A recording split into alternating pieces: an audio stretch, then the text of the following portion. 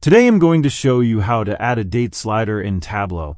Follow these steps to make your dashboard more interactive, allowing users to filter data across a range of dates.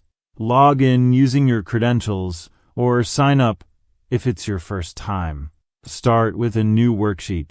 In the data pane, select a field that includes dates, such as order date or ship date. Add data to rows/columns. Drag your date field to the filters shelf. A pop-up will appear asking you to choose how you want to filter the date: years, quarters, months, days, etc. You can select range of dates to provide a continuous filter. After selecting your desired range, click Next, then Apply, and finally OK. Right-click on the date field in the filters shelf and select Show Filter. Tableau will display a date slider on the right side of the screen. You can use this slider to filter the data by moving the start and end dates. By default, the date filter will display a range of dates.